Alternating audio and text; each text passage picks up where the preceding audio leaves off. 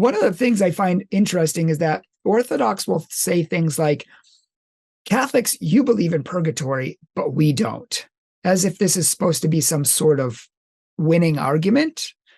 Protestants use this, but I find that a lot of the arguments they use are Protestant in nature and don't really help their cause. So maybe you could talk a little bit about the misunderstandings they have of purgatory and the Catholic view of it. Sure. Yeah. And as you noted earlier, there's some difficulties in this subject because it's kind of hard to pinpoint what do Orthodox believe and reject, since there isn't a unity on many of these decisions. And that's ultimately because they don't have a teaching authority that can unify them and settle these questions.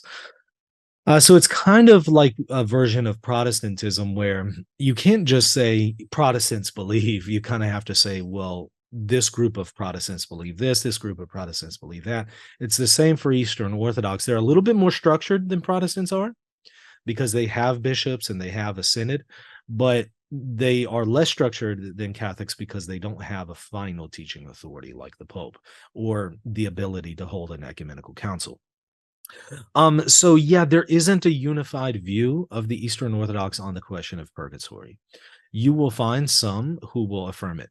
You will find others who reject it. Often, however, for those who reject the concept of purgatory, they're rejecting a straw man.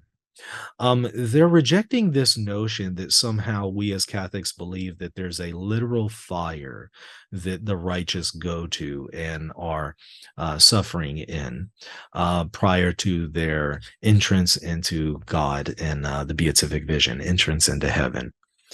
In fact, if you look at the Council of Florence, that was the reunion council between Catholics and Orthodox that the Orthodox eventually repudiated about a decade after the reunion. One of the concerns that the Orthodox had with the concept of purgatory was they were under the impression that the Catholics were saying that, the righteous who have some kind of impurity and imperfection, when they die, they're going to the lake of fire, the same fire that the unrighteous and damned experience. And they were, scratching their heads saying, wait, this is weird because the only fire that we know of in the scriptures is the lake of fire, and that's where the damned go, not where these righteous go who need need some purgation. So they were thinking that we're saying that the righteous are going to the lake of fire and going to be damned, and that's not at all what we're saying when we speak of this concept of purgation or the fires of purgatory.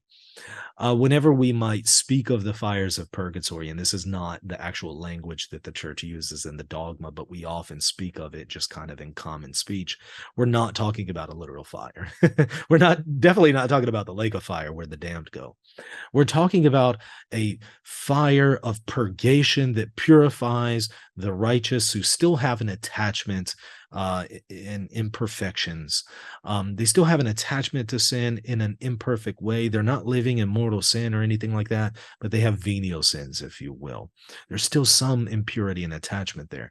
And when we speak of a moment of purgation, we're saying that whenever they die, they have this moment where they encounter God.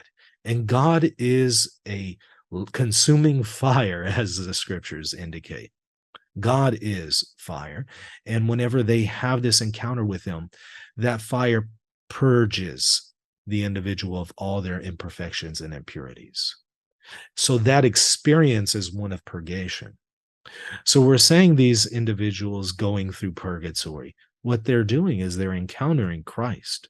They're encountering God, who is an all-consuming fire, and it purges them of imperfections. That's all we're talking about.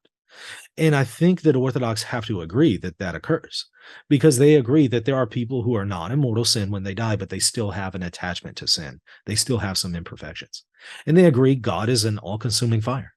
Okay, so when they encounter God, there's going to be a moment of purgation there where those attachments to sin that they have are purified and they experience that.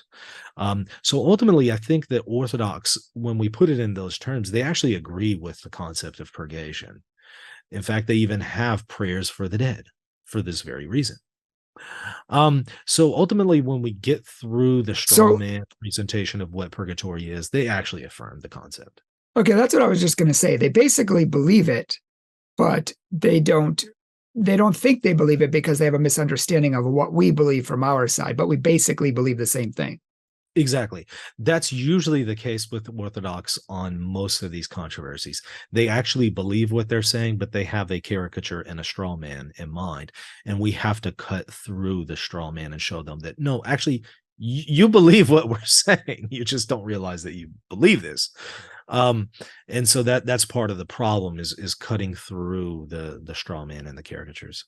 That's why I think that this book is a huge, success. I think it's extremely important for today's day and age so that people can know the truth, which will set them free. We're talking about Answering Orthodoxy, a Catholic Response to Attacks from the East by Michael Lofton. You can find it on Catholic.com. Hi everyone, my name is Kate. I'm the video editor here at Catholic Truth, and I just wanted to say on behalf of all of us, thank you so much for taking some time to watch our videos and learn more about your faith.